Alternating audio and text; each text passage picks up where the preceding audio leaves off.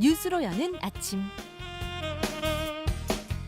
네, 뉴스로 여는 아침 방송인 조현정 씨 함께합니다. 어서 오세요. 네, 안녕하세요. 네, 첫 소식부터 볼까요? 네, 과거로 돌아가지 않는다 제2의 평창 구상인데요. 문재인 대통령 얘기군요. 네, 문재인 대통령이 한미 정상회담 개최 사실을 알리면서 공개적으로 북한의 호응을 주문했습니다. 예. 문 대통령은 이번 한미 정상회담은 어떤 난관이 있어도 한반도 평화 프로세스를 반드시 성공시키겠다는 우리 정부의 일관된 원칙과 대화를 지속해서 북미 협상을 타결하겠다는 트럼프 대통령의 확고한 의지가 만난 결과이며 한미 양국의 노력에 북한도 호응해 오기를 기대한다. 이렇게 밝혔습니다. 예.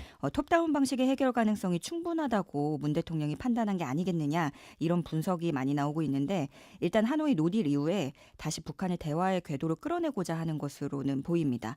동시에 남북미 세 나라를 특정하면서 우리 정부가 기존의 매개체, 촉진자 역할을 이어나가겠다는 의지도 엿보이고요. 예. 하노이 회담 이후에 한반도 운전자로서 남북미 대화에 다시금 부르짖히는 의지가 어디까지 반영될지 주목되고 있습니다. 예. 북미 관계는 교착 상태에 빠졌지만 지금 세 나라 모두 대화의 의지가 있다. 문 대통령이 확인을 했네요. 다음 소식 보겠습니다. 네, 수사가 한창인 버닝썬 관련 소식인데요. 예. 경찰 수사 결과 승리의 해외 투자자 성접대 정황이 일부 사실로 드러났습니다. 네. 관련한 여성 4-5명의 진술을 받기도 했는데요. 다만 수사 기법을 이유로 성접대 시점이나 장소, 또 접대 대상에 대해서는 경찰이 지금 상세히 밝히진 않고 있습니다. 예. 그리고 승리는 여기에 횡령 혐의도 추가가 됐는데요.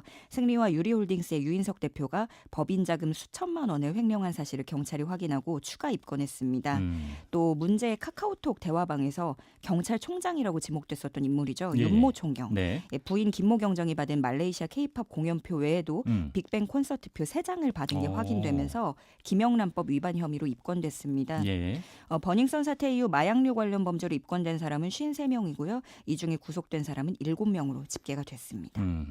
마약 얘기가 나온 김에 어제 또 재벌 3세의 마약 소식이 있었잖아요. 예, SK그룹 창업한 고 최종권 회장의 손자이자 고 최윤현 SK케미칼 회장의 아들입니다. 네. 최 씨는 지난해 평소 알고 지냈던 마약 공급책으로부터 고농축 대마 액상을 5차례 구입한 혐의를 받고 있는데요. 이게 일반적으로 알려진 대마초가 아니라 대마 성분을 농축해서 만든 카트리지 형태입니다.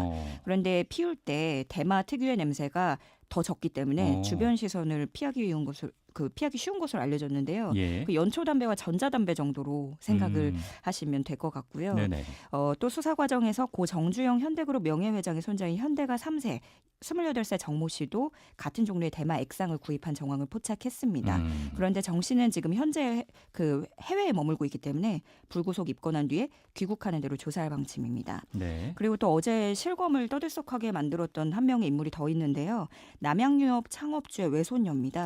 황하나 씨, 필로폰 투약 의혹을 받고 있는데 그렇죠. 사실 황하나 씨가 마약 혐의를 받았던 건 지난 2015년이었습니다. 예. 그 당시에 재판부도 다른 피고인 조모 씨와 황하나 씨가 함께 공모해서 필로폰을 투약했다. 이렇게 마약 공급책으로 지목했고 엄연히 판결문에도 혐의가 명시됐던 일입니다. 그런데 단 한 차례의 조사도 받지 않았던 것이 한 차례 조사를 받지 않았어요? 예, 그렇습니다. 그렇게 드러나면서 일각에서는 검찰이 봐주기 수사를 한 게 아니냐 이런 지적이 있고요. 이제야 기사가 뜨고 드러나는 게 신기하다 이런 반응이 나오고 있습니다. 경찰은 마약을 공유한 부유층 자녀들이 더 있을 것으로 보고 수사를 확대할 예정입니다. 예, 정말 봐주기 논란이 불거지지 않도록 철저하게 조사가 이루어져야겠습니다. 자, 그리고 고 장자연 씨 관련한 수사에서 새로운 진술이 나왔다고요? 네, 방정호 전 TV조선 대표가 고 장자연 씨와 자주 통화하고 만났다는 새로운 진술을 대검 과거사 진상조사단이 확보했다는 한겨레 신문 보도입니다.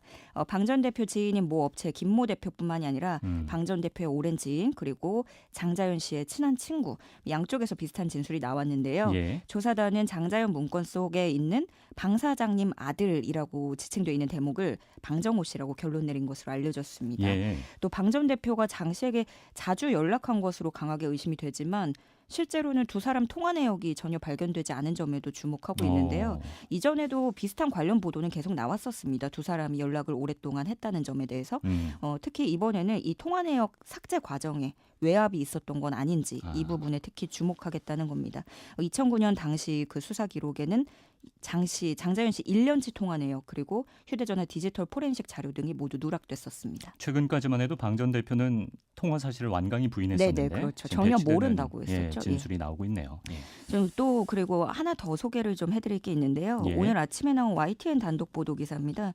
건설업자 윤중천 씨가 지인 명의로 차명폰 2개를 만들어서 김학의 전 차관에게 제공을 했다는 겁니다. 차명폰 2개. 그렇습니다. 그러니까 만약을 대비해서 자신들의 관계를 좀 숨겼다는 얘기인데 당시 경찰 수사팀 관계자가 YTN 취재진과 만나서 윤 씨 수첩에서 하기형이라고 적힌 전화번호들을 추적을 했다는 겁니다. 예. 그리고 윤 씨가 제공한 차명폰을 확인했다고 말을 했는데요. 음. 윤 씨가 경기도 용인에 있는 지인 회사 직원 명의로 휴대전화 2대를 개통을 했고 2006년부터 2009년까지 4년 동안 김 전 차관에게 제공을 했다는 내용입니다. 예.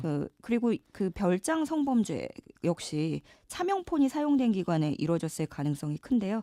이런 내용을 검찰이 전혀 수사하지 않았다는 내용이 들어 있습니다. 예. 또 이제 특수단의 수사에 어떤 영향을 미칠지 지켜봐야겠네요. 그리고 이제 하나만 더 보겠습니다. 이색적인 김밥 말기가 있다고요? 예, 손맛까지 구현할지 궁금해지는 김밥인데요. 이 김밥을 말아주는 김밥 제조기가 등장을 해서 지금 벌써 수많은 김밥 매장에서 기계들이 열심히 김밥을 만들고 있다고 김밥 합니다. 로봇이네요. 예. 예, 그렇죠. 어. 이게 어떻게 되냐면요. 먼저 기계에 김을 펼쳐놓고 버튼을 누릅니다. 예. 그러면 이 기계가 일정한 양의 밥을 1, 2초 만에 쫙 깔아줍니다. 밥을 알아서 밥 가는 게 시간이 오래 걸려요. 그렇죠. 예. 1, 2초 표면을 만에. 또 잘 다듬어야 되거든요. 그리고 또 김밥이 은근히 손이 되게 많이 간단 말이에요. 네, 그렇죠. 근데 그 채소들을 다 미리 절단을 어. 해놓고 네. 뭐 당근 이런 것들을 얘가 올려줍니다. 그 손으로 돌돌 만 뒤에 다시 절단기 버튼을 누르면 김밥이 수직 상승하면서 10개로 딱 균일한 크기로 균일하게. 예, 한치의 오차 그게 없이. 중요합니다. 어. 근데 이게 무인 주문 결제기하고 김밥 제조 기계를 모두 도입하면 이런 매장들에서는 2명가량의 인건비를 줄일 수 있다고 아하, 하거든요. 네. 이런 기계화는 빠르게 진행될 것으로 보이고요. 뭐 요즘에 커피 내려주는 로봇도 있다고 하는데 인간 바리스타보다 속도가 한 4배 정도 빠르다고 하네요. 4배가 빨라요. 저는 뭐 사과 따주는 로봇도 봤어요. 아, 그래요? 뉴질랜드에. 정말 가속화되고 있네요. 나라마다 이제 필요한 로봇들이 등장을 맞아요. 하는데 나라 특성에 맞게. 제시카가 또 이런 걸 할 수 그러니까 있을지. 이게 또 마냥 웃을 수만 있는 뉴스는 아닌 것 그러니까요. 같아요. 예. 네. 여기까지 듣죠. 방송인 조현정 씨였습니다. 고맙습니다. 고맙습니다.